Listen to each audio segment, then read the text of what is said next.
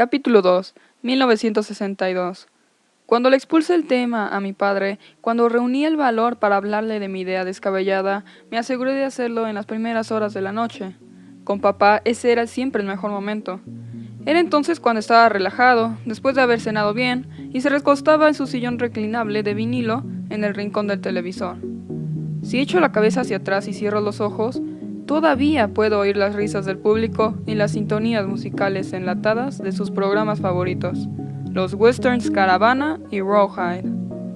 Pero el que más le gustaba era el del cómico Red Buttons.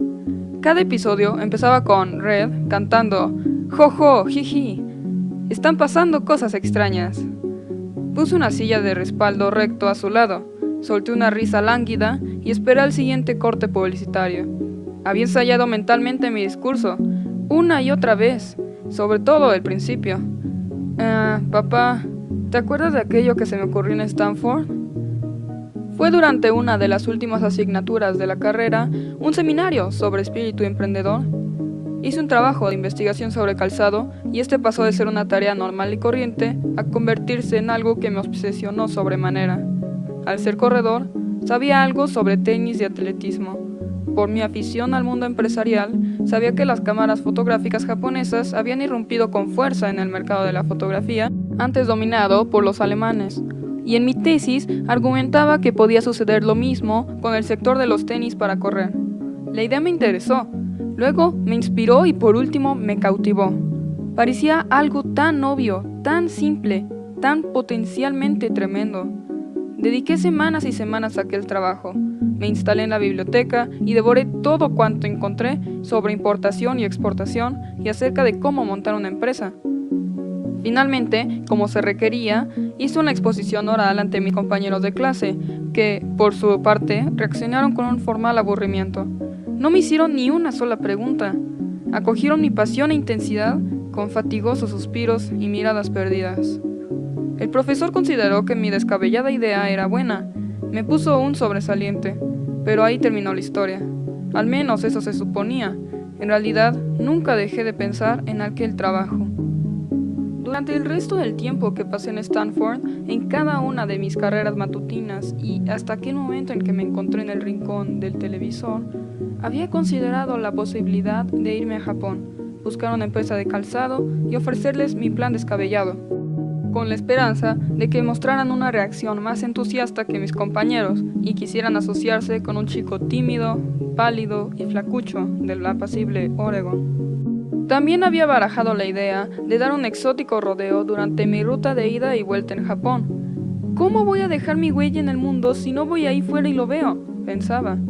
Antes de una carrera importante, uno siempre quiere recorrer la pista andando, por lo que un viaje de mochilero alrededor del globo puede que sea justo lo que necesito, razonaba. Por aquel entonces no existían las listas de cosas que hay que hacer antes de morir, pero supongo que eso se acercaría a lo que yo tenía en mente. Antes de morir, hacerme demasiado viejo o verme absorbido por las minucias cotidianas, quería visitar los lugares más bonitos y maravillosos del planeta, y los más sagrados. Desde luego quería probar otras comidas, escuchar otras lenguas, sumergirme en otras culturas, pero lo que realmente ansiaba era la conexión, con C mayúscula. Quería experimentar lo que los chinos llamaban Tao, los griegos Logos, los hindúes Ñaña, los budistas Dharma y lo que los cristianos llamaban Espíritu. Antes de emprender el viaje de mi propia vida, dejadme comprender el gran viaje de la humanidad. Dejadme explorar los templos, las iglesias y los santuarios más importantes, los ríos y las cumbres montañosas sagradas. Dejadme sentir la presencia de ¿Dios?, pensaba. Sí, me dije. Sí, a falta de otra palabra mejor. Dios. Pero antes necesitaba la aprobación de mi padre. Es más, necesitaría su dinero. Ya le había mencionado mi intención de hacer un largo viaje el año anterior, y él pareció conforme, pero seguro que ya no se acordaba de eso. Y es probable que yo estuviera forzando un poco las cosas al añadir a la propuesta original mi idea absurda, aquel estrambótico viaje. A Japón, para montar una empresa, una pérdida de tiempo y de dinero. A buen seguro, él lo consideraría ir demasiado lejos. Además de ser endiabladamente caro, Yo tenía algunos ahorros del ejército y de varios trabajos a tiempo parcial que había desempeñado durante los últimos veranos, pero lo más importante es que planeaba vender mi coche, un MG negro cereza de 1960 con neumáticos de carreras y doble árbol de levas, el mismo coche que conducía Elvis en Amor en Hawái. Todo junto ascendía a $1,500, por lo que todavía me faltaba otro de los grandes, le dije a mi padre. Él movió la cabeza. ¡Ajá! ¡Vaya! Y desvió rápidamente la mirada del televisor hacia mí y luego otra vez hacia el televisor mientras yo se lo explicaba todo. ¿Recuerdas lo que hablamos, papá? Que te dije que quería ver el mundo. El Himalaya, las pirámides, el Mar Muerto, papá.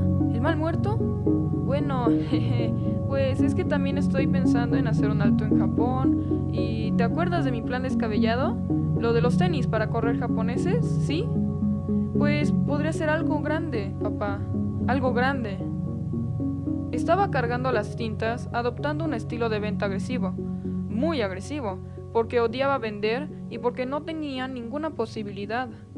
Mi padre acababa de soltar cientos de dólares a la Universidad de Oregón y varios miles más a Stanford. Era el editor de Oregon Journal, un trabajo estable que cubría las necesidades básicas, incluidas nuestra espaciosa Casa Blanca en Claiborne Street, en el barrio más tranquilo de Portland, Eastmoreland. Pero no nadábamos en la abundancia. Sin contar con que estábamos en 1962. Por entonces la Tierra era más grande. Aunque los humanos habían empezado a orbitar el planeta en cápsulas, el 90% de los estadounidenses todavía no había viajado nunca en un avión. El norteamericano medio, hombre o mujer, no se había aventurado nunca a más de 100 kilómetros de la puerta de su casa, de modo que la mera mención de un viaje largo en avión acobardaría a cualquier padre, especialmente al mío, y más teniendo en cuenta que su predecesor en el periódico había muerto en un accidente de aviación. Aparte del dinero y de las preocupaciones por la seguridad, todo el asunto se revelaba bastante poco práctico.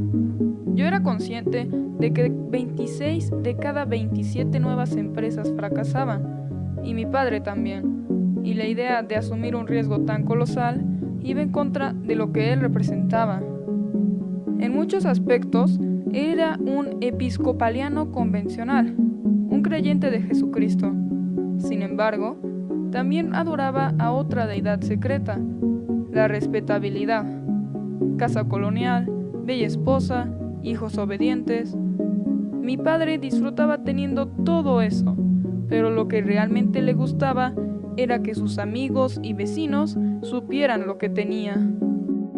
Es posible que la principal razón de la fijación de mi padre con la honorabilidad fuera el miedo a su caos interior. Yo lo sentía así, visceralmente, porque de vez en cuando ese caos brotaba a borbotones.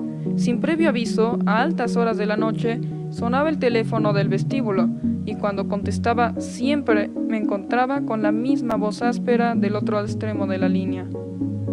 «Ven a buscar a tu viejo». Yo me ponía el impermeable. Parecía que, en esas noches, siempre caía una lluvia fina, y conducía hacia el centro de la ciudad, al club a donde iba mi padre. Recuerdo aquel lugar tan claramente como me acuerdo de mi propia habitación. Tenía un siglo de antigüedad, unas librerías de roble que iban del suelo al techo y unos sillones orejeros. Parecía la sala de estar de una casa de campo inglesa, en otras palabras, extremadamente respetable. Siempre encontraba a mi padre sentado en la misma mesa, en el mismo sillón. Siempre le ayudaba a ponerse de pie con delicadeza. ¿Estás bien, papá? Claro que sí. Siempre lo guiaba hasta el coche y durante todo el camino a casa fingíamos que no pasaba nada. Él mantenía una postura perfectamente erguida, casi regia, y hablábamos de deportes, porque hablar de deportes era el modo que yo tenía de distraerme, de calmarme en los momentos de tensión. A mi padre también le gustaban. Los deportes eran algo respetable. Por estas y una docena de otras razones, yo esperaba que él acogiera mi propuesta en el rincón de la tele, frunciendo el ceño y soltando un rápido desaire. Ja, ja, ja. Idea descabellada. Ni lo sueñes, Buck. Me llamaban Buck. pero realmente mi nombre de pila es Philip. De hecho, empezó a llamarme Buck ya desde antes de nacer. Mi madre me contó que se hizo la costumbre de acariciarle el vientre y preguntarle, ¿cómo está hoy el pequeño Buck? Sin embargo, mi padre se balanceó hacia adelante en su sillón reclinable de vinilo y me lanzó una mirada divertida.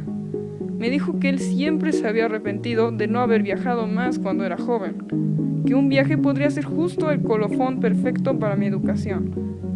Me dijo muchas cosas, todas ellas centradas más en el viaje que en mi idea descabellada, pero yo no tenía la menor intención de rebatirle nada, ni de quejarme, porque a fin de cuentas me estaba dando su bendición y su dinero. Vale, concluyó. Vale, Buck, de acuerdo. Le di las gracias y huí del rincón antes de que tuviera la oportunidad de cambiar de opinión. Solo más tarde comprendí, no sin cierto sentimiento de culpa, que el hecho de que mi padre no hubiera viajado era una de las razones, quizá la principal, de que yo quisiera hacerlo. Aquel viaje, aquella idea descabellada, sería una forma segura de convertirme en alguien distinto a él, alguien menos respetable. O quizá no menos respetable, pero sí menos obsesionado con la respetabilidad. El resto de la familia no se mostró tan comprensivo. Cuando mi abuela se enteró de mi itinerario, hubo un elemento en particular que la horrorizó. ¡Japón!, exclamó. Pero Buck, si solo hace unos años que los japos querían matarnos. ¿Es que ya no te acuerdas? Pearl Harbor, pretendían conquistar el mundo. Algunos de ellos todavía no saben que perdieron. Están escondidos, podrían secuestrarte, Buck. Sacarte los ojos, son famosos por eso. ¡Tus ojos! Yo quería a la madre de mi madre.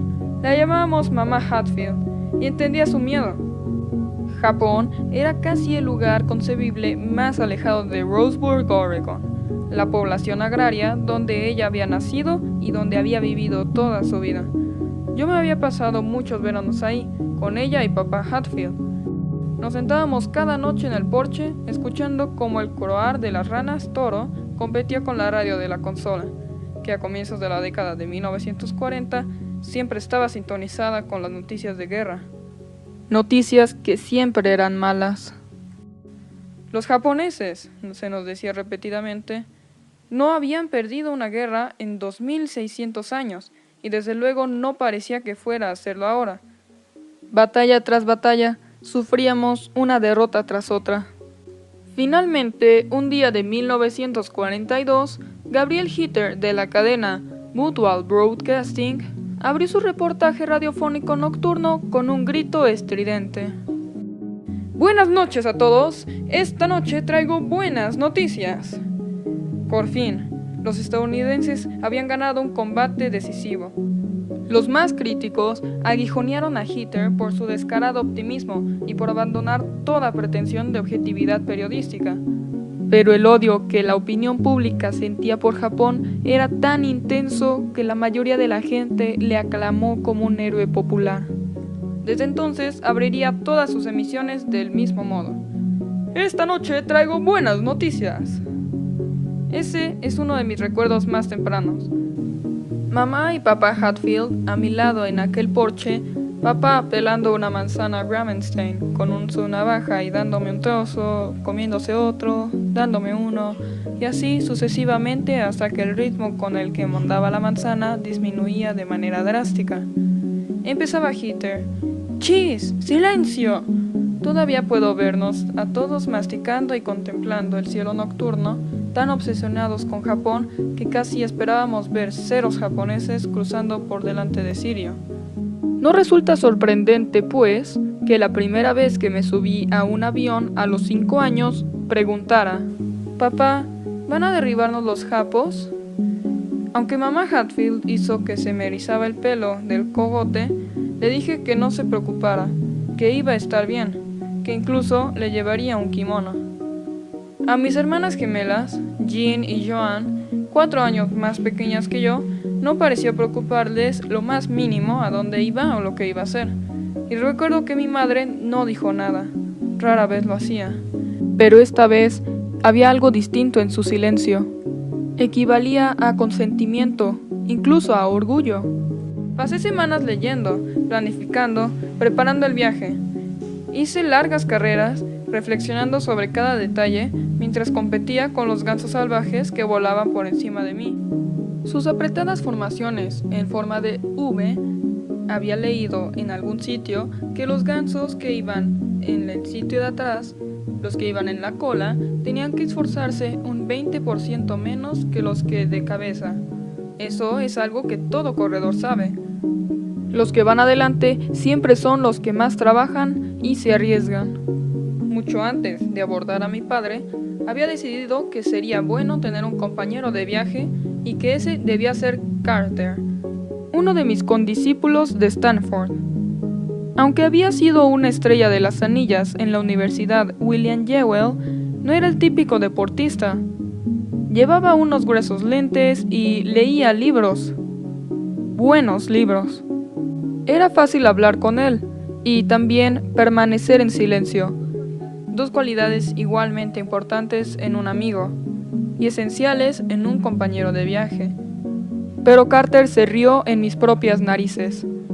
Cuando le presenté la lista de lugares que quería ver, Hawái, Tokio, Hong Kong, Yangon, Calcuta, Bombay, Ciudad Ho Chi Minh, Katmandú, El Cairo, Estambul, Atenas, Jordania, Jerusalén, Nairobi, Roma, París, Viena, Berlín Oeste, Berlín Este, Múnich y Londres.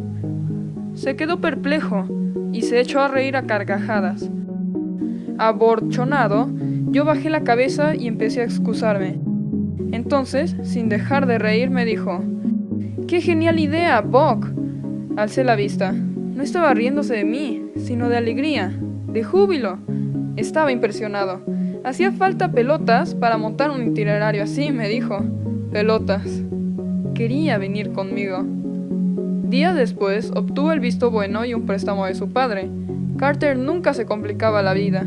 Si se te cruza una oportunidad, aprovéchala. Así era él. Me dije que podía aprender mucho de una persona como Carter mientras dábamos la vuelta al mundo. Cada uno se preparó una maleta y una mochila.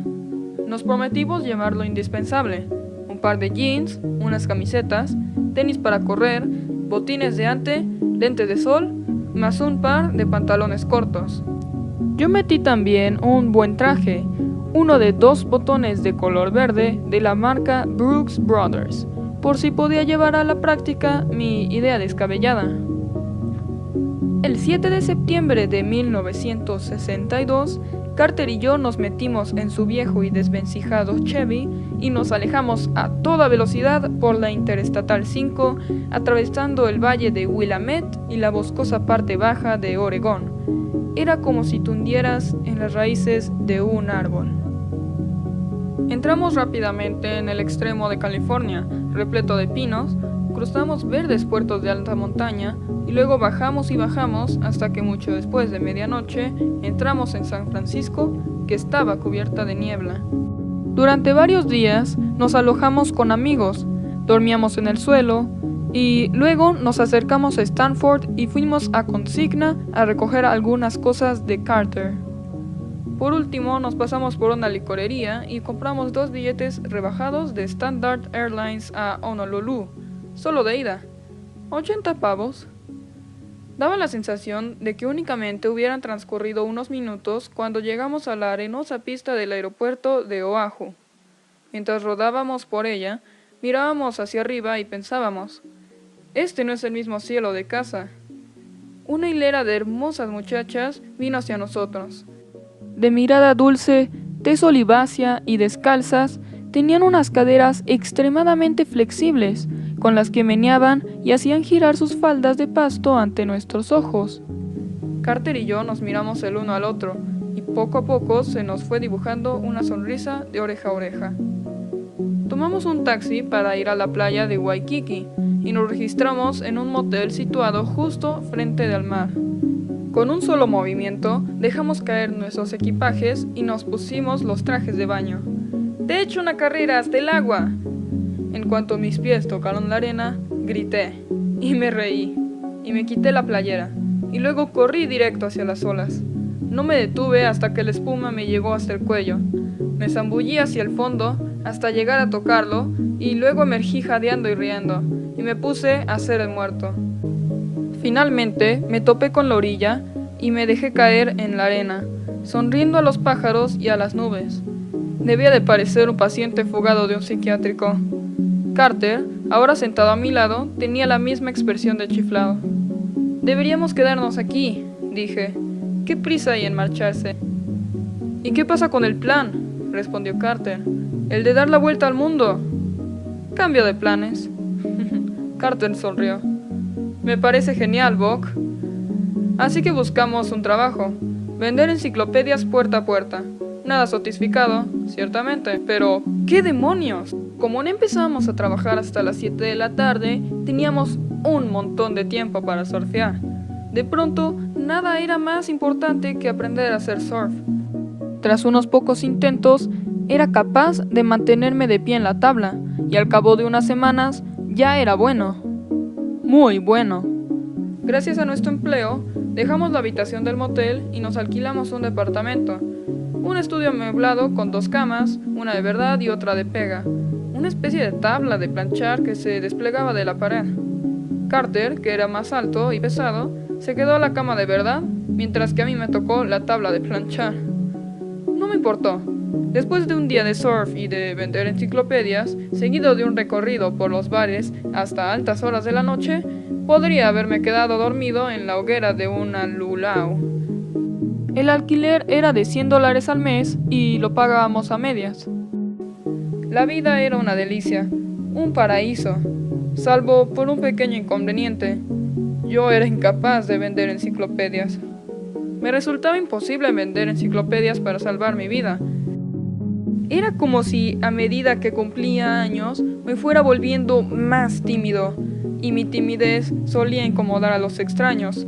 De modo que si vender cualquier cosa ya me habría resultado un auténtico reto, vender enciclopedias, que en Hawái era casi tan popular como los mosquitos y los estadounidenses continentales, era para mí un auténtico calvario. Independientemente de lo hábil o lo convincente que lograra mostrarme al anunciar las frases clave que nos habían enseñado durante nuestra breve sesión de información, chicos, decid a la gente que vosotros no vendéis enciclopedias. Vosotros vendéis un vasto compendio del conocimiento humano, las respuestas a las preguntas de la vida. Siempre obtenía la misma respuesta. ¡Lárgate, chaval! Si mi timidez se convertía en un mal vendedor de enciclopedias, mi naturaleza me hacía desperdiciar dicha profesión. No estaba hecho para aguantar grandes dosis de rechazo. Lo sabía desde mi primer año de instituto, cuando me echaron del equipo de béisbol. Un pequeño revés en el gran esquema, pero que a mí me dejó en una pieza. Era la primera vez que tomaba verdadera conciencia de que no le podemos gustar a todo el mundo, de que no todas las personas nos aceptarán y de que a menudo se nos aparta justo cuando más lo necesitamos. Nunca olvidaré ese día. Arrastrando mi bate por la acera, fui tambaleándome a casa y me escondí en mi cuarto, donde estuve lloroso y deprimido durante unas 2 semanas, hasta que mi madre vino al lado de mi cama y me dijo, «Ya basta». Luego me instó a que intentara otra cosa. «¿Cómo qué?», gemí apoyado en mi almohada. «¿Qué me dices del atletismo?», dijo ella. «¿Atletismo?», pregunté. «Tú corres rápido, Buck». «¿Sí?», pregunté de nuevo, incorporándome. De modo que empecé a practicar atletismo y descubrí que podía hacerlo y que nadie me disuadiría. Ahora renuncié a vender enciclopedias y al viejo y familiar rechazo que ello entrañaba y revisé de nuevo las ofertas de empleo. De inmediato descubrí un pequeño anuncio dentro de un grueso recuadro negro. «Se necesita vendedor de valores». Pensé que sin duda me iría mejor con eso. Al fin y al cabo tenía un máster. Y antes de salir de viaje había tenido una entrevista bastante fructífera en la empresa bursátil Dean Witter. Investigué un poco y descubrí que aquel empleo tenía 2 cosas que merecían la pena. La primera, que trabajaría para la compañía Investors Overseas Services, dirigida por Bernard Kornfeld, uno de los empresarios más famosos de la década de 1960. La segunda, que la empresa estaba en el último piso de una hermosa torre situada junto a la playa. Ventanas de 6 metros que daban a un mar de color turquesa. Ambas cosas me atraían y me hicieron tomarme más en serio la entrevista. Y, tras varias semanas sin conseguir que nadie me comprara una enciclopedia, convencí al equipo de Kornfeld de que apostara por mí. El extraordinario éxito de Kornfeld, más aquellas impresionantes vistas, hizo posible que la mayoría de los días me olvidara de que las instalaciones de la empresa eran poco más que un cuarto de calderas. Kornfeld era conocido por preguntar a sus empleados si de verdad estaban seguros de que querían hacerse ricos, y cada día una docena de jóvenes voraces demostraban que en efecto lo deseaban y que lo deseaban de verdad. Con velocidad, con desenfreno, hacían añicos los teléfonos y las perspectivas de la venta en frío, y luchaban desesperadamente por conseguir entrevistas cara a cara. Yo no era un orador brillante, ni siquiera era un orador, pero sabía de números, y conocía el producto, los fondos Dreyfus. Es más, sabía cómo ser sincero, y a la gente eso parecía gustarle. No tardé en programar unas cuantas reuniones y en cerrar unas cuantas ventas. En una semana había ganado lo suficiente en comisiones para pagar mi parte del alquiler durante los 6 meses siguientes.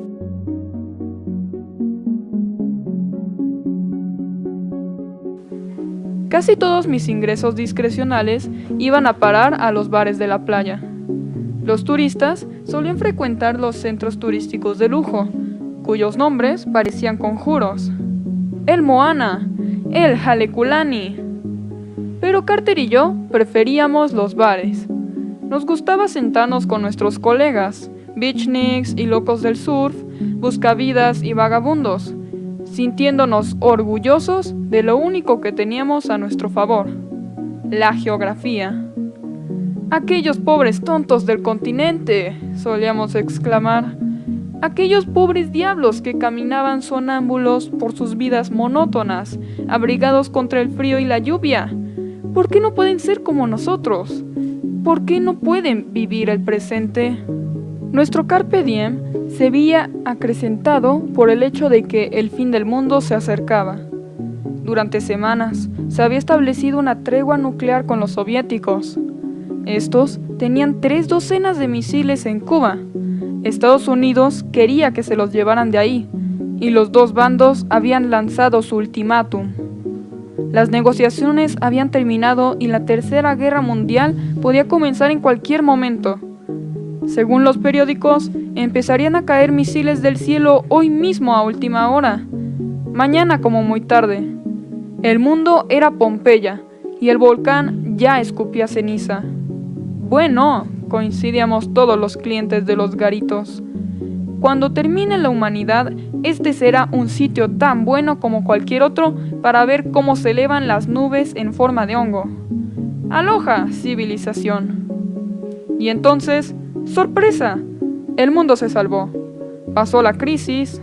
El cielo pareció suspirar de alivio mientras el aire se volvía de repente más nítido y calmado. Luego siguió un perfecto otoño hawaiano, días de complacencia y algo cercano a la dicha. A ello le siguió una intensa agitación. Una noche dejé mi cerveza sobre la barra y me volví hacia Carter. «Puede que ya haya llegado el momento de abandonar Shangri-La», le dije. No me esforcé mucho en convencerle. No creí necesario hacerlo. Estaba claro que era hora de continuar con el plan. Pero Carter frunció el ceño y se acarició la barbilla. «Vaya, Buck, que no lo tengo claro». Había conocido a una chica, una hermosa adolescente hawaiana con largas y bronceadas piernas y unos ojos de color negro azabache, como las muchachas que habían ido a recibirnos al avión. La clase de chica con la que yo soñaba y que nunca tendría. Él quería quedarse y ¿cómo podía discutírselo? Le dije que lo entendía, pero me quedé hecho polvo. Salí del bar y me fui a dar un largo paseo por la playa. Se acabó lo que se daba, me dije. Lo último que quería era recoger mis cosas y regresar a Oregón, pero tampoco podía imaginarme recorriendo el mundo solo.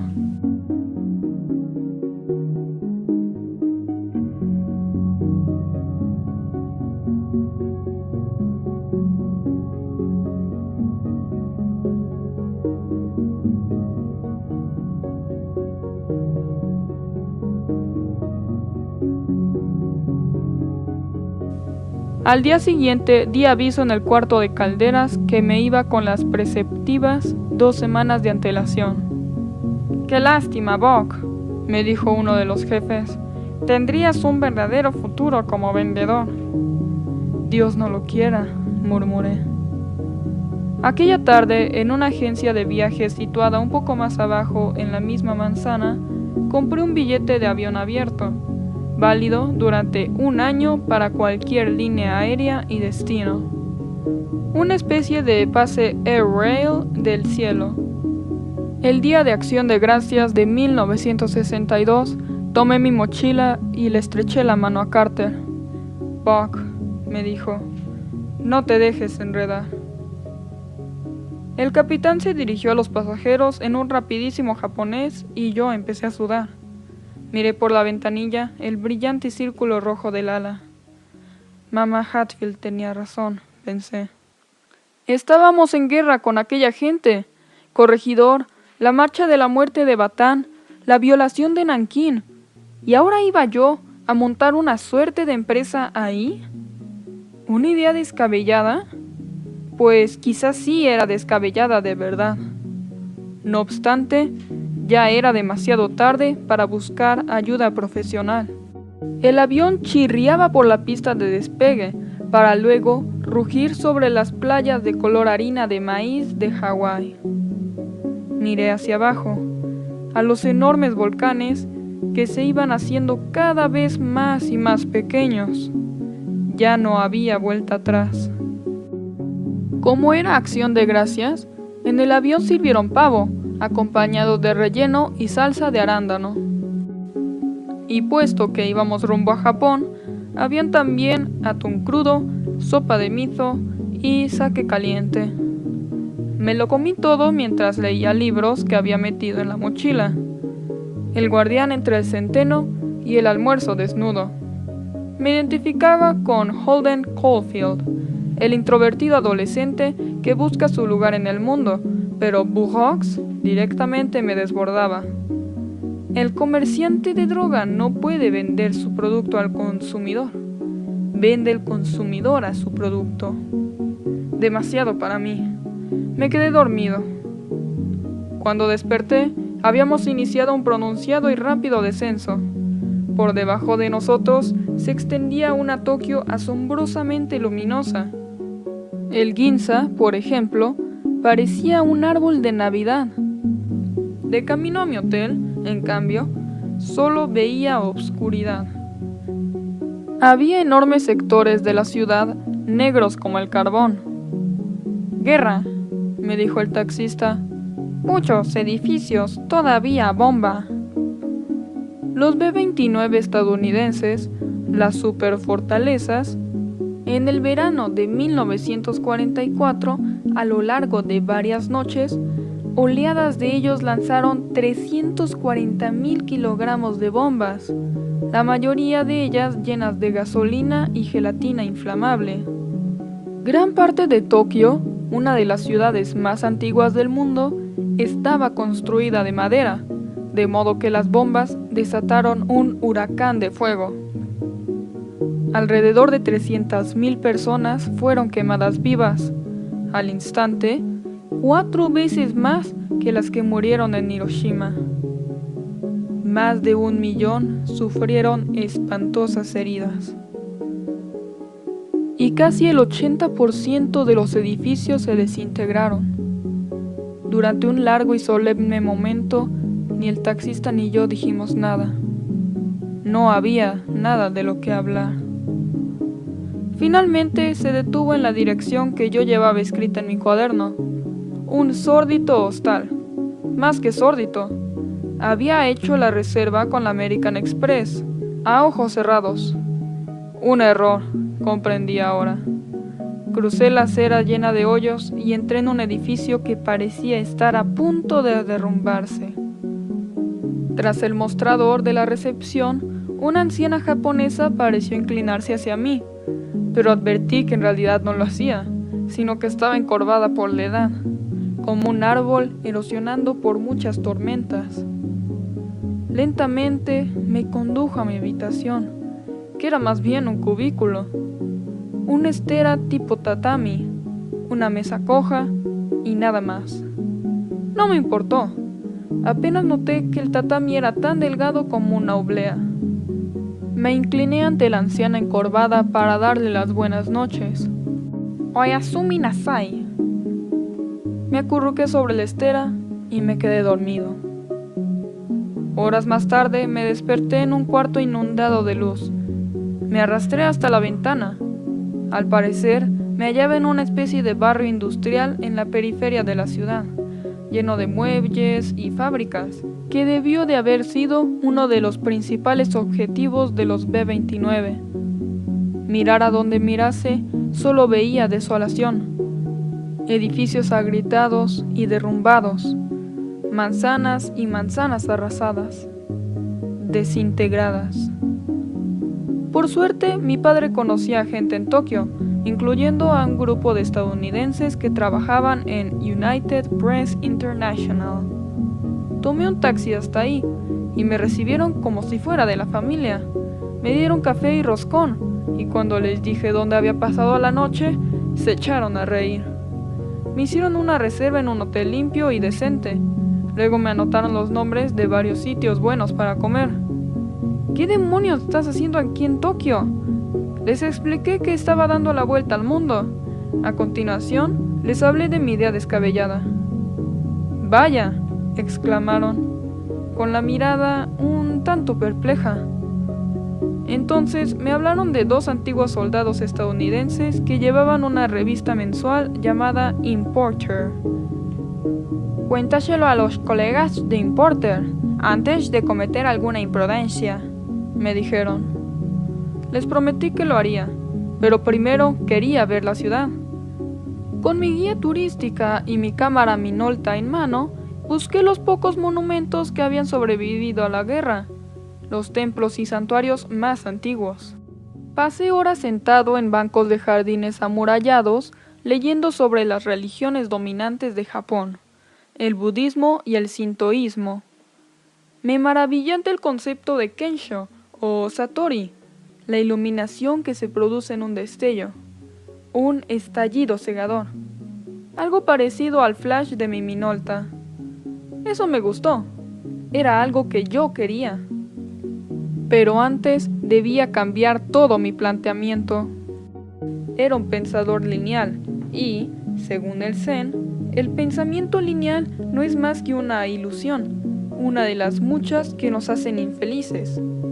Según el Zen, la realidad no es lineal.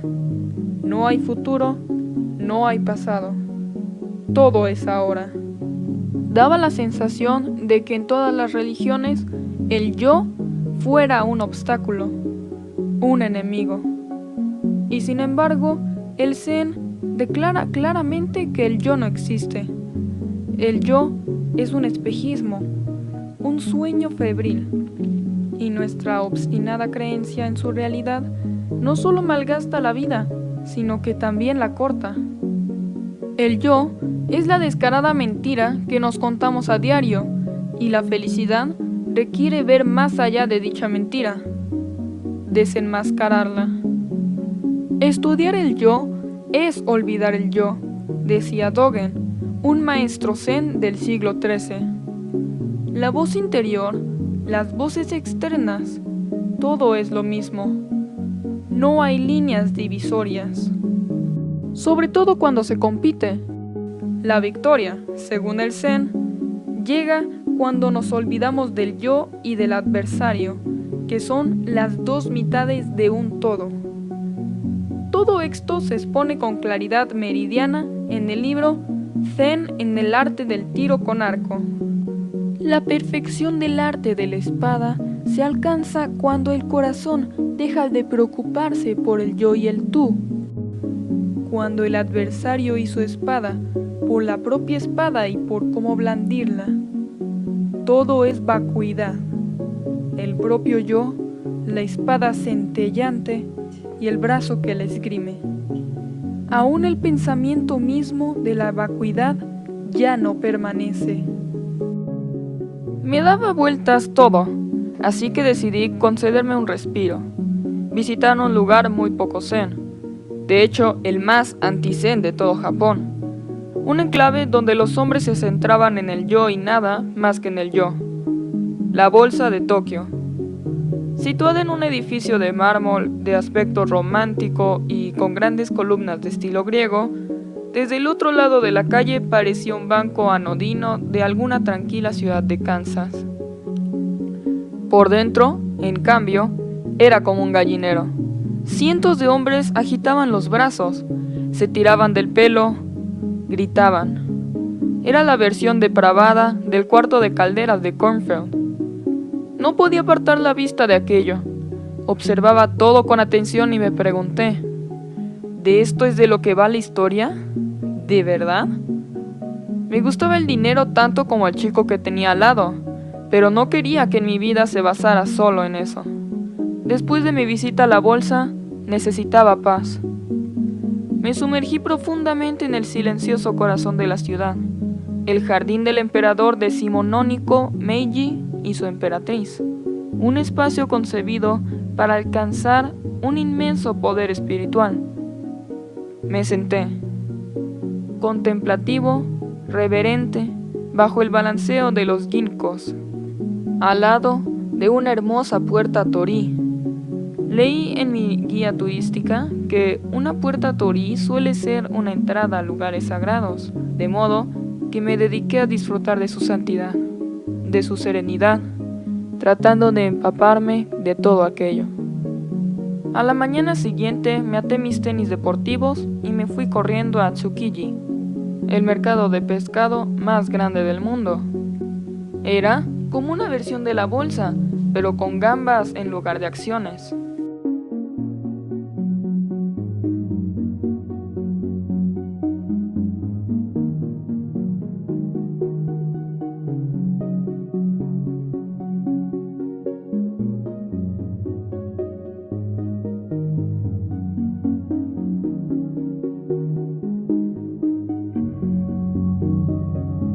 No puedes recorrer el camino hasta que te hayas convertido en el camino, decía Buda, y yo me quedé impresionado ante la senda que serpenteaba desde los cristalinos lagos hasta el monte Fuji. Un triángulo perfecto rodeado de nubes y cubierto de nieve que a mí me pareció idéntico al monte Hood de Oregón. Los japoneses creen que ascender al Fuji es una experiencia mística, un ritual de celebración, y yo me sentí embargado por el deseo de subirlo en aquel mismo momento. Quería llegar a las nubes, pero decidí esperar. Volvería cuando tuviera algo que celebrar. Cuando llegué a Tokio, fui al Importer. Al principio, me dio la impresión de que los ex soldados que lo dirigían, dos tipos musculosos, de cuello grueso y sumamente ocupados, me iban a echar la bronca por interrumpirles y hacerles perder el tiempo. Pero al cabo de unos minutos su osca apariencia se desvaneció, y se mostraron cordiales, amables y encantados de conocer a un compatriota. Hablamos sobre todo de deportes. ¿Puedes creer que los Yankees han vuelto a ganarlo todo? ¿Y qué hay de ese tal Willie Mays? No hay nadie mejor. Desde luego que no lo hay. Luego me contaron su historia. Eran los primeros estadounidenses que conocía a los que les gustaba Japón. Llegaron ahí durante la ocupación. Los hechizó su cultura, su comida, sus mujeres.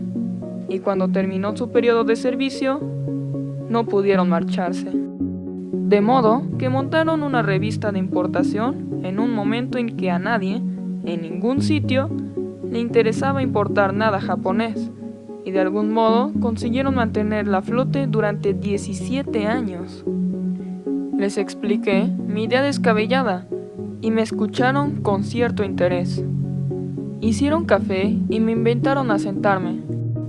¿Había alguna línea concreta de tenis japoneses en la que yo hubiera pensado de cara a su importación?, me preguntaron. Les dije que me gustaban los Tiger, una marca con un bonito diseño fabricada por Onitsuka Co. en Kobe, la ciudad más grande del sur de Japón. Sí, los conocemos, me dijeron. Les conté que pensaba ir ahí para entrevistarme en persona con la gente de Onitsuka. En ese caso, harías bien en aprender algunas cosas acerca de cómo negociar con los japoneses, me dijeron los exsoldados. La clave es no mostrarse insistente. No actúes como el típico norteamericano gilipollas, el típico gaijin, grosero, ruidoso, agresivo, que no acepta un no por respuesta. Los japoneses no reaccionan bien a las técnicas de venta agresivas.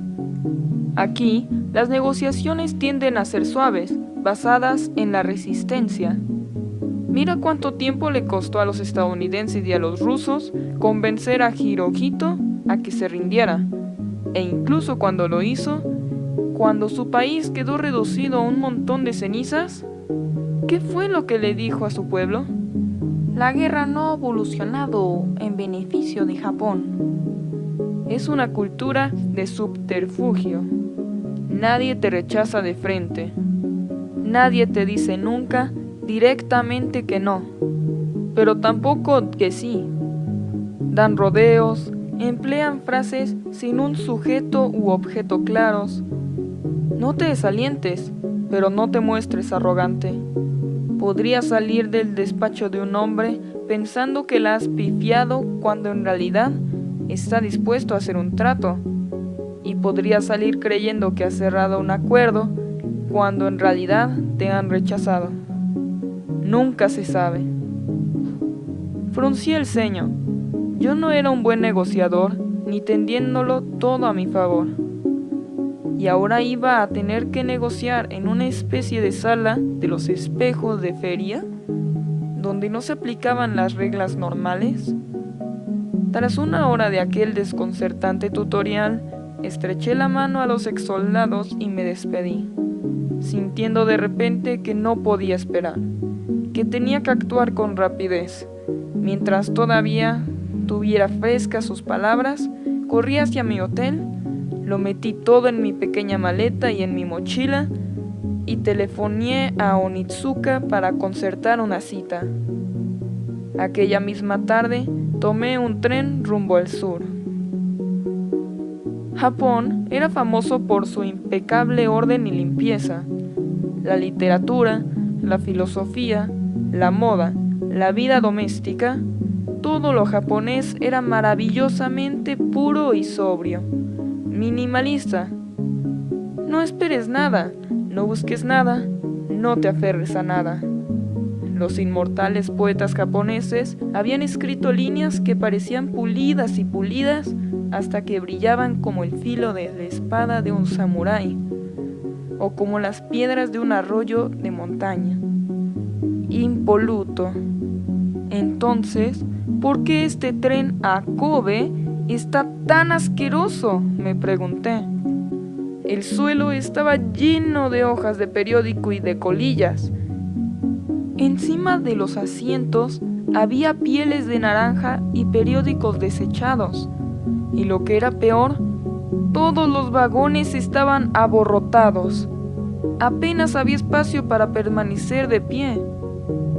Encontré una agarradera junto a una ventana y me colgué de ella durante 7 horas mientras el tren se balanceaba y avanzaba lentamente a través de aldeas remotas y de granjas no más grandes que un patio trasero medio de Portland. El viaje fue largo, pero mis piernas ni mi paciencia se agotaron. Estaba demasiado concentrado repasando una y otra vez mi tutorial con los exsoldados. Cuando llegué, Reservé una pequeña habitación en un ryokan barato. Mi cita con Onitsuka era la mañana siguiente a primera hora, de modo que me tendí de inmediato en el tatami. Pero estaba demasiado nervioso para dormirme. Me pasé casi toda la noche dando vueltas sobre la estera y al amanecer me levanté fatigado y contemplé mi demacrado y soñoliento reflejo en el espejo. Después de afeitarme, me puse mi traje verde Brooks Brothers y me dediqué unas palabras de ánimo a mí mismo. Eres capaz. Ten confianza. Puedes hacerlo. Puedes hacerlo. Luego me dirigí al lugar equivocado. Me presenté en la sala de exposición de Onitsuka, cuando en realidad me esperaban en la fábrica de Onitsuka, al otro extremo de la ciudad. Paré un taxi y corrí hacia ahí, frenético. Llegué media hora tarde. Un grupo de 4 ejecutivos me recibió en el vestíbulo como si nada. Se inclinaron, yo me incliné. Uno de ellos se adelantó. Me dijo que se llamaba Ken Miyazaki y que quería enseñarme las instalaciones. Era la primera fábrica de calzado que había visto nunca. Todo lo que había ahí me pareció interesante, hasta musical. Cada vez que se moldeaba un zapato, la horma metálica caía al suelo con un tintineo argentino, un melódico clink-clong. Cada pocos segundos, clink-clong, clink-clong, como el concierto de un zapatero. Los ejecutivos también parecían disfrutar. Me sonreían y se sonreían entre ellos. Pasamos por el departamento de contabilidad. Todos los presentes, hombres y mujeres, saltaron de sus sillas y se inclinaron al unísono. Un gesto de Kei, de respeto hacia el magnate norteamericano. Yo había leído precisamente la palabra inglesa para magnate, tycoon, que provenía del término japonés taikun, que significaba caudillo militar. No sabía cómo agradecer su kei, si inclinarme o no, que es siempre la duda en Japón. Sonreí levemente e hice media reverencia y luego seguí andando. Los ejecutivos me explicaron que producían 15,000 pares de zapatos al mes. Impresionante, les dije, sin saber si aquello era mucho o poco. Luego me llevaron a una sala de reuniones y me señalaron una silla a la cabecera de una larga mesa. Señor Knight, dijo alguien, aquí. El sitio de honor. Más Kei.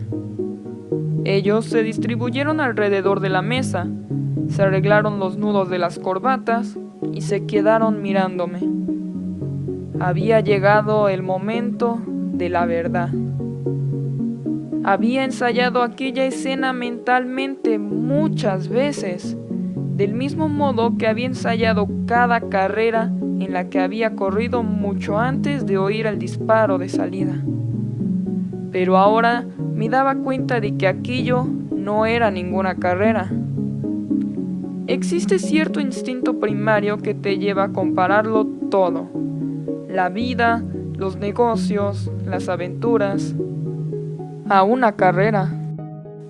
A menudo, sin embargo, esa metáfora resulta inadecuada. Solo puede servirte hasta cierto punto. Incapaz de recordar lo que quería decir ni por qué estaba ahí, respiré varias veces con rapidez. Todo dependía de que estuviera a la altura de las circunstancias. Todo. Si no lo hacía, si fracasaba, estaría condenado a pasar el resto de mis días vendiendo enciclopedias o fondos mutuos o alguna otra tontería que me importara un bledo. Decepcionaría a mis padres, a mi escuela, a mi ciudad natal, a mí mismo. Observé los rostros en torno a la mesa. todas las veces que había imaginado aquella escena, había omitido un elemento crucial. No había sabido prever cuán presente iba a estar la Segunda Guerra Mundial en aquella sala. La guerra estaba ahí, a nuestro lado, entre nosotros, añadiendo un trasfondo a cada palabra que pronunciáramos. Buenas noches a todos. Esta noche traigo buenas noticias. Y sin embargo, al mismo tiempo, no lo estaba. Gracias a su capacidad de recuperación, de su estoica aceptación de la derrota y de la heroica reconstrucción de su nación, los japoneses habían dejado atrás limpiamente la guerra. Por no mencionar que esos ejecutivos eran jóvenes, como yo, y que saltaba a la vista que sentían que ésta no tenía nada que ver con ellos. Por otra parte, sus padres y sus tíos habían intentado matar a los míos. Por otra parte, el pasado estaba. Por otra parte, toda esa cuestión de ganar y perder, que enturbia y complica tantos acuerdos, se hace aún más complicada cuando los potenciales ganadores y perdedores han estado recientemente implicados, aunque sea a través de terceros y antepasados. Una conflagración global. Toda esa interferencia, esa fluctuante confusión sobre la guerra y la paz, creaba una especie de zumbido de bajo volumen en mi cabeza, un aturdimiento para el que no estaba preparado. El realista que había en mí quería reconocerlo, el idealista lo apartaba a un lado. Tosí tapándome la boca con el puño. Caballeros, empecé. En ese momento me interrumpió el señor Miyazaki. Señor Knight, ¿en qué empresa trabaja?, me preguntó. Sí. Buena pregunta. La adrenalina invadió mi torrente sanguíneo. Sentí la reacción de huida, el deseo de correr a esconderme, y esto me llevó a pensar en el lugar más seguro del mundo, la casa de mis padres. Una casa construida hace décadas por gente con recursos, personas con mucho más dinero que mis padres, de modo que el arquitecto había incluido una habitación para el servicio en la parte trasera de la casa, y esa habitación era mi dormitorio, que yo había llenado de tarjetas de béisbol, pósters, libros, discos, todo ello cosas sagradas. También había cubierto una pared con mis Blue Ribbons, las cintas azules que simbolizaban los primeros premios que había ganado corriendo en pista, lo único de mi vida de lo que me sentía descaradamente orgulloso. Entonces, Blue Ribbon solté. Caballeros, represento a Blue Ribbon Sports de Portland, Oregon. El señor Miyazaki sonrió. Los demás ejecutivos sonrieron. Un murmullo recorrió toda la mesa. Blue Ribbon, Blue Ribbon, Blue Ribbon. Los ejecutivos juntaron las manos y volvieron a guardar silencio y a mirarme fijamente. Bien, empecé de nuevo. Caballeros, el mercado del calzado estadounidense es enorme y en gran medida está sin explotar. Si Onitsuka puede penetrar en ese mercado, si consigue hacer llegar sus Tiger a las tiendas estadounidenses y venderlas a un precio más económico que las Adidas, que es lo que en la actualidad calzan la mayoría de los atletas norteamericanos, podría ser una opción extraordinariamente rentable. Me limitaba a repetir mi presentación de Stanford, de manera literal, mencionando los textos y números que había pasado semanas y semanas investigando y memorizando, lo cual me ayudaba a crear una ilusoria elocuencia. Me di cuenta de que los ejecutivos estaban impresionados, pero cuando llegué al final de mi discurso, se produjo un embarazoso silencio.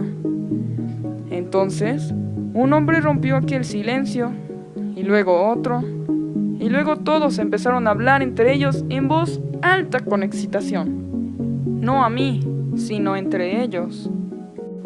Y, de repente, todos se levantaron y se fueron. ¿Aquella era la forma japonesa de rechazar una idea descabellada? ¿Levantarse todos a la vez y marcharse? ¿Había malgastado mi kei? ¿Así sin más? ¿Me habían despachado? ¿Qué debía hacer? ¿Debía simplemente marcharme? Al cabo de unos minutos volvieron. Traían bosquejos, muestras que el señor Miyazaki ayudó a extender ante mí. Señor Knight, me dijo, hace tiempo que pensábamos en el mercado americano. ¿Ah, sí? Ya vendemos tenis de lucha libre en Estados Unidos. ¿El nordeste? Bueno, pero hablamos muchas veces de llevar otros modelos a lugares de América.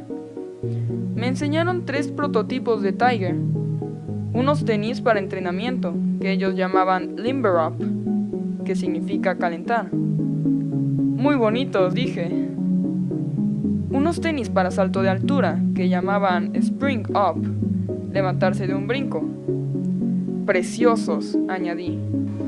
Y unos tenis para lanzamiento de disco, que denominaban Throw Up, lanzar al aire. No te rías, me dije, no te rías. Me acribillaron a preguntas sobre Estados Unidos, sobre la cultura y las tendencias de consumo, sobre las distintas clases de calzado para atletismo disponibles en las tiendas de deportes. Me preguntaron cuán grande creía yo era el mercado del calzado norteamericano, cuán grande podría llegar a ser, y yo les dije que en última instancia podría alcanzar los $1,000 millones. A día de hoy, todavía no estoy seguro de dónde saqué esa cifra. Ellos se inclinaron hacia atrás en sus sillas y se miraron fijamente unos a otros, asombrados. Entonces, para mi sorpresa, empezaron a venderme el producto ellos a mí. Estaría interesada, Blue Ribbon en representar los tenis Tiger, en Estados Unidos. Sí, respondí yo, desde luego. Luego me centré en los Limber Up. Son unos buenos tenis, dije.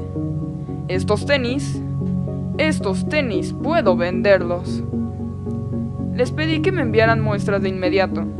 Les di mi dirección y prometí enviarles un giro postal de $50. Se levantaron, hicieron una profunda reverencia, yo hice lo mismo, nos estrechamos la mano, volví a inclinarme, ellos volvieron a inclinarse, todos sonreímos. La guerra nunca había ocurrido, éramos socios, éramos hermanos. La reunión, que yo esperaba que durara 15 minutos, había durado 2 horas. De Onitsuka fui directamente a la oficina más próxima de American Express y le envié un telegrama a mi padre. Querido papá, urgente, por favor, transfiere $50 de inmediato a Onitsuka Corp de Kobe. Jojo, jiji, están pasando cosas extrañas. Cuando llegué al hotel me pasé un rato caminando en círculos sobre el tatami, tratando de tomar una decisión. Una parte de mí deseaba volver a toda prisa a Oregón y esperar la llegada de las muestras y apresurarme a montar mi nueva empresa comercial. Además, me desquiciaba la soledad de estar lejos de todo y de las personas que conocía. Cuando veía ocasionalmente algún ejemplar del New York Times o de la revista Time, se me hacía un nudo en la garganta. Era un náufrago, una especie de Crusoe contemporáneo. Quería volver a casa en ese preciso instante. Y sin embargo, seguía sintiendo una ardiente curiosidad por el mundo. Seguía queriendo ver, explorar. Venció la curiosidad. Me dirigí a Hong Kong y recorrí sus demenciales y caóticas calles, horrorizado por la visión de mendigos sin piernas o sin brazos, ancianos arrodillados en medio de la inmundicia junto a huérfanos suplicantes. Los ancianos permanecían mudos, pero los niños tenían un grito que repetían sin cesar. Hombre rico! Hombre rico! Hombre rico! Luego lloraban o daban palmadas en el suelo. Los gritos no cesaron ni siquiera cuando les di todo el dinero que llevaba en los bolsillos. Me dirigí a la periferia de la ciudad, subí a la cima del pico Victoria y contemplé China a lo lejos. En la universidad había leído las Analectas de Confucio.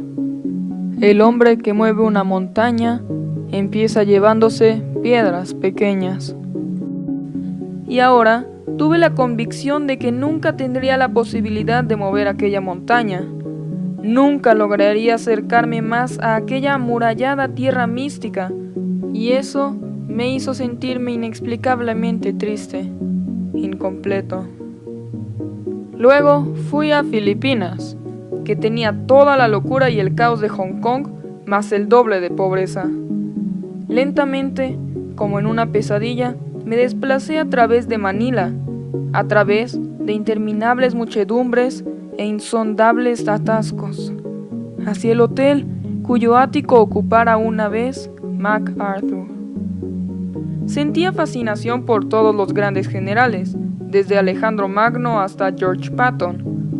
Odiaba la guerra, pero me gustaba el espíritu guerrero. Odiaba la espada, pero me gustaban los samuráis. Y de todos los grandes guerreros de la historia, MacArthur era el que me resultaba más fascinante. Aquellas Ray-Ban, aquella pipa de mazorca, era un hombre de lo que no carecía es precisamente de confianza en sí mismo. Brillante, estratega y maestro de la motivación, presidió además en el Comité Olímpico Estadounidense. ¿Cómo no iba a gustarme? Desde luego tenía grandes defectos, pero él lo sabía. Te recordarán por las reglas que quebrantes, dijo proféticamente. Habría querido pasar una noche en su antigua suite, pero no podía permitírmelo. Algún día, me juré, algún día volveré. Fui a Bangkok, donde me subí a un barco impulsado por una larga pértiga que a través de brumosos pantanos me llevó a un mercado al aire libre que parecía una versión tailandesa de un cuadro del Bosco. Comí carne de ave, frutas y hortalizas que no había visto nunca ni volvería a ver jamás. Esquivé rickshaws, motonetas, tuk-tuks y elefantes para llegar al templo del Buda de Esmeralda y ver una de las estatuas sagradas más importantes de Asia. Un enorme Buda de 600 años de antigüedad tallado en un solo bloque de jade. De pie ante su rostro apacible, pregunté: ¿por qué estoy aquí? ¿Cuál es mi propósito? Esperé. Nada. ¿O quizá el silencio fuera mi respuesta? Me dirigí a Vietnam, donde las calles estaban plagadas de soldados estadounidenses y bullían de temor. Todo el mundo sabía que la guerra no tardaría en estallar y que esta iba a ser muy mala, muy distinta. Sería una guerra a lo Lewis Carroll, un tipo de guerra en la que un oficial estadounidense declararía cosas como: tuvimos que destruir la aldea para salvarla. Llegué a Calcuta unos días antes de Navidad de 1962 y alquilé una habitación del tamaño de un ataúd. Ni cama, ni silla. No había suficiente espacio, solo una hamaca suspendida sobre un sibilante agujero. El retrete. Al cabo de unas horas caí enfermo, probablemente un virus de transmisión aérea o una intoxicación alimentaria. Durante un día entero creí que no saldría adelante. Estaba convencido de que iba a morir, pero de algún modo me repuse. Me obligué a levantarme de aquella hamaca y al día siguiente descendía con paso inseguro junto a miles de peregrinos y docenas de monos sagrados por la empinada escalera del templo de Benarés. La escalera llevaban directamente al cálido y bullicioso Ganges. Cuando el agua me llegaba a la cintura, alcé la vista. ¿Un espejismo? No, un funeral que se celebraba en medio del río. En realidad, varios funerales. Observé cómo los dolientes entraban en el agua y colocaban a sus seres queridos sobre largas andas de madera para luego prenderles fuego. A menos de 20 metros, otros se bañaban tranquilamente y aún otros apagaban su sed con aquella misma agua. Dicen los Upanishads: llévame de lo irreal a lo real. De modo que huí de lo irreal. Volé a Katmandú y ascendí a pie por la limpia y blanca pared del Himalaya. Al descender, me detuve en un abarrotado chouk donde devoré un cuenco de carne de búfalo muy poco cocinada. Observé que los tibetanos del chouk calzaban unas botas de lana roja y franela verde, con punteras de madera dobladas hacia arriba, cuya forma no era muy distinta a la de los patines de los trineos.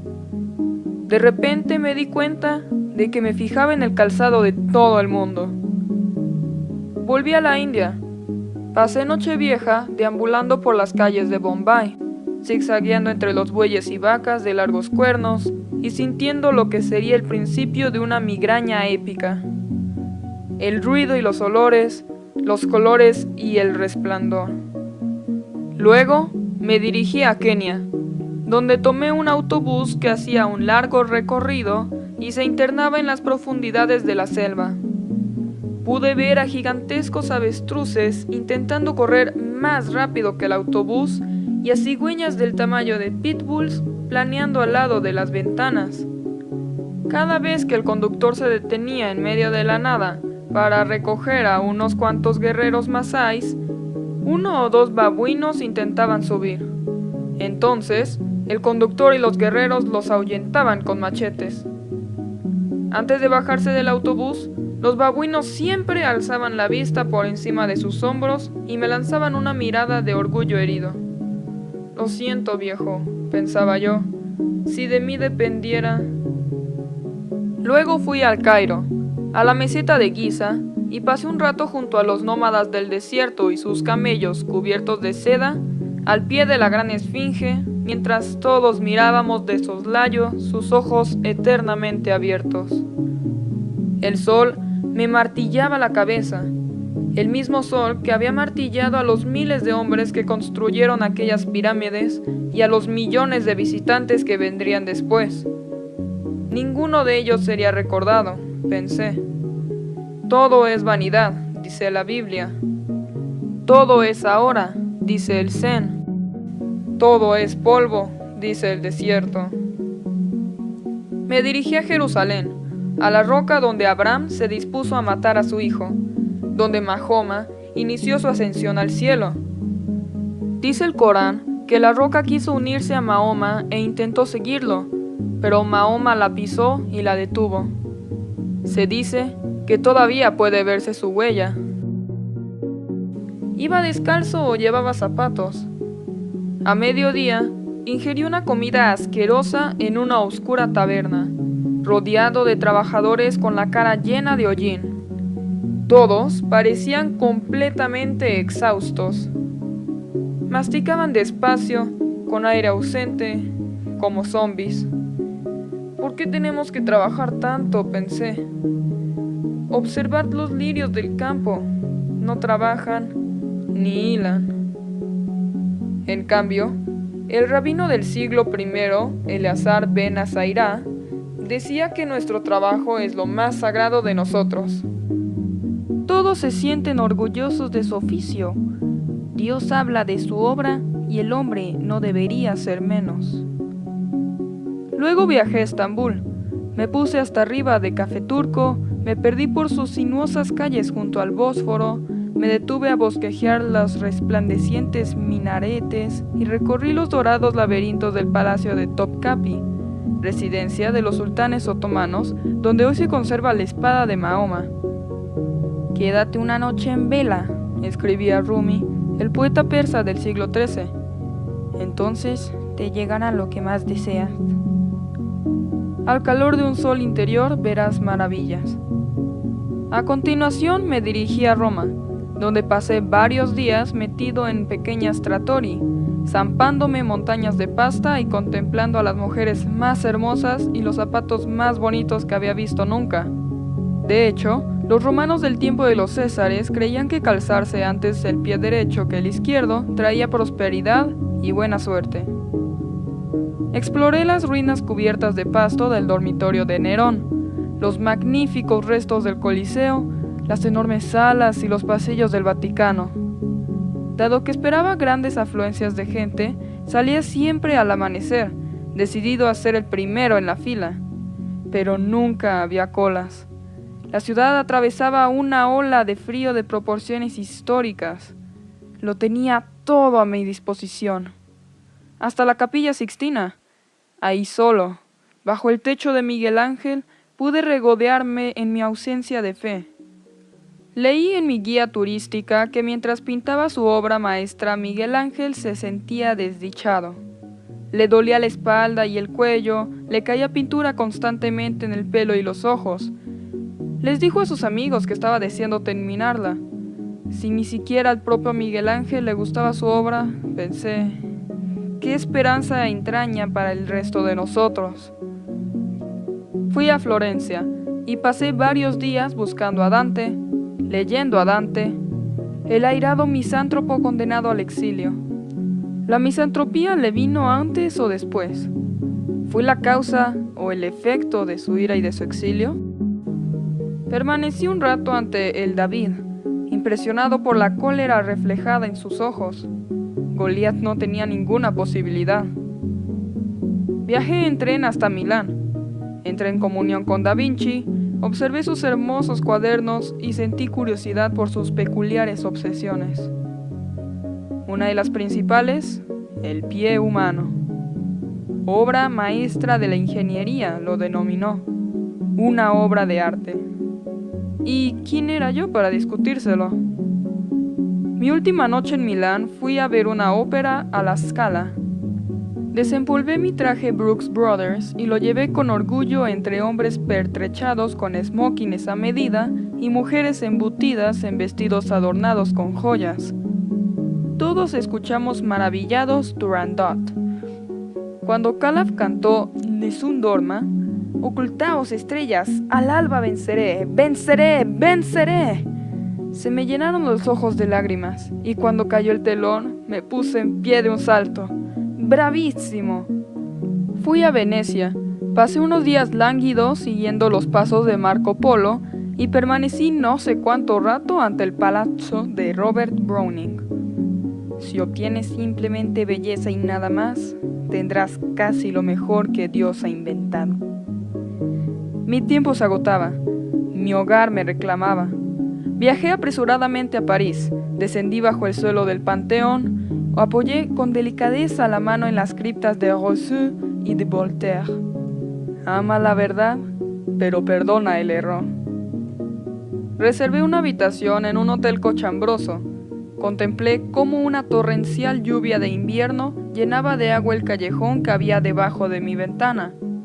Recé en Notre Dame, me perdí en el Louvre, compré unos cuantos libros de Shakespeare and Company y permanecí un rato en el lugar donde dormía Joyce, y luego F. Scott Fitzgerald.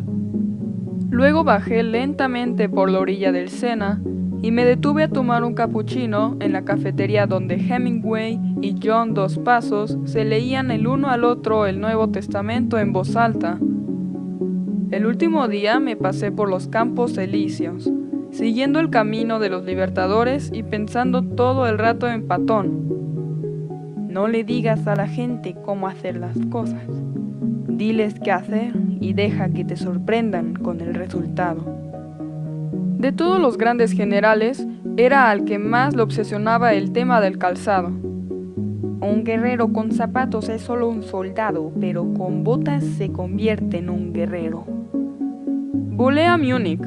Me tomé una jarra de cerveza helada en la Burger Breuckler, donde Hitler dio un tiro al aire y lo empezó todo. Intenté visitar Deutsche, pero cuando le preguntaba a la gente qué tenía que hacer para ir, apartaban la mirada, afirmando que no lo sabían. Me dirigí a Berlín y me presenté en el Checkpoint Charlie. Unos guardias rusos de rostro inexpresivo, ataviados con unos pesados abrigos, me examinaron mi pasaporte, me revisaron, me preguntaron qué negocios tenía en el Berlín Este comunista. Ninguno, respondí. Me aterrorizaba que pudieran averiguar que había asistido a Stanford. Justo antes de mi llegada, 2 estudiantes de Stanford habían intentado pasar de forma clandestina a un adolescente en un Volkswagen. Todavía seguían en la cárcel. Pero los guardias me indicaron con un gesto que pasara. Anduve unas pocas calles y me detuve en la esquina de la Marx-Engels-Platz. Miré a mi alrededor, en todas direcciones. Nada. Ni árboles, ni tiendas, ni vida. Pensé en toda la pobreza que había visto en cada rincón de Asia. Esta era una clase distinta de pobreza, de algún modo más deliberada, más evitable. Vi a 3 niños jugando en la calle. Me acerqué a ellos y les hice una foto. 2 niños y una niña, de unos 8 años. La niña, con gorro de lana rojo, abrigo rosa, me sonrió. ¿La olvidaré alguna vez? Y sus zapatos, que eran de cartón. Luego viajé a Viena, a las trascendentales esquinas con olor a café, donde Stalin y Trotsky, y Tito, y Hitler, y Jung, y Freud vivieron en el mismo momento histórico. Todos ellos merodeando por las mismas cafeterías llenas de vaho y tramando cómo salvar o poner fin al mundo. Caminé sobre los mismos adoquines sobre los que caminara Mozart. Crucé su grácil Danubio por el puente de piedra más hermoso que había visto nunca. Me detuve ante las altísimas agujas de la Catedral de San Esteban, donde Beethoven descubrió que estaba sordo. Alzó la vista, vio a los pájaros salir volando desde el campanario y para su horror se dio cuenta que no escuchaba las campanadas. Por último volé a Londres. Me dirigí rápidamente al Palacio de Buckingham, a Speaker's Corner, a Harrods. Me concedí algo de tiempo extra en la Cámara de los Comunes. Con los ojos cerrados, evoqué al gran Churchill. Me pregunta que cuál es nuestro objetivo. Puedo responder con una palabra: la victoria. La victoria a toda costa. La victoria a pesar del terror. La victoria. Sin victoria no hay supervivencia. Deseaba desesperadamente tomar un autobús a Stratford, ver la casa de Shakespeare. Las mujeres isabelinas llevaban una rosa de seda roja en la puntera de cada zapato. Pero ya no me daba tiempo. Pasé la última noche repasando mi viaje, tomando notas en mi diario. Me pregunté, ¿cuál ha sido el momento álgido? Grecia, pensé. Sin duda, Grecia. Cuando salí de Oregón, había 2 cosas en mi itinerario que me producían una especial emoción. Quería exponerle mi descabellada idea a los japoneses y quería contemplar la Acrópolis. Horas antes de embarcar en el aeropuerto de Heathrow, reflexioné sobre aquel instante, cuando alcé la vista hacia aquellas asombrosas columnas y experimenté esa vigorizante conmoción que te produce toda gran belleza, pero unida a una potente sensación de familiaridad. Era solo mi imaginación. Al fin y al cabo me encontraba en la cuna de la civilización occidental. Tal vez solo quería que me resultara familiar, pero no me parecía que fuera solo eso. Tuve algo claro. Yo he estado aquí antes. Y luego, al ascender por los escalones encalados, también. Aquí es donde comienza todo. A mi izquierda estaba el Partenón. Platón había visto cómo los arquitectos y los trabajadores lo construían. A mi derecha, el templo de Atenea Nike. Hace 25 siglos, según mi guía turística, había albergado un hermoso friso de la diosa Atenea, a la que se consideraba portadora de la Nike o victoria. Este era una de las muchas bendiciones que concedía a Atenea. También recompensaba a los mediadores. Dice en la Orestíada: admiro la mirada de la persuasión. Ella era, en cierto modo, la patrona de los negociadores. No sé cuánto tiempo permanecía ahí de pie, absorbiendo la energía y el poder de aquel lugar que marcó un hito en la historia. ¿Una hora? ¿3? No recuerdo cuánto tiempo después de aquel día descubrí la obra de Aristófanes, ambientada en el templo de Nike, en la que el guerrero le hace un regalo al rey: un par de zapatos nuevos. Tampoco sé cuándo me di cuenta de que la obra en cuestión se titulaba Los Caballeros, en inglés Knights, pero sí me acuerdo de que cuando me di la vuelta para marcharme, me fijé en la fachada de mármol del templo. Los artesanos griegos la habían decorado con varias esculturas fascinantes, incluyendo la más famosa, en la que la diosa inexplicablemente se inclina hacia abajo para atarse la correa de la sandalia. 24 de febrero de 1963. Mi 25º cumpleaños. Crucé la puerta de Claiborne Street con el pelo por los hombros y una barba de casi 10 centímetros. Mi madre soltó un grito. Mis hermanas parpadearon como si no me reconocieran, o a lo mejor es que ni siquiera se habían dado cuenta de que me había ido. Abrazos, gritos, grandes carcajadas. Mi madre me hizo sentarme, me sirvió una taza de café. Quería que le contara todo. Oh, pero yo estaba exhausto. Dejé la maleta y la mochila en el vestíbulo y me retiré a mi cuarto. Contemplé con los ojos somnolientos mis cintas azules. Señor Knight, ¿cuál es el nombre de su empresa? Me acurruqué en la cama y el sueño cayó sobre mí como el telón de la escala. Al cabo de una hora me despertaron los gritos de mi madre. ¡A cenar! Mi padre, que había vuelto ya del trabajo, me abrazó en cuanto entré en el comedor. También él deseaba oír todos los detalles, y yo deseaba contárselos. Pero antes, quería saber una cosa.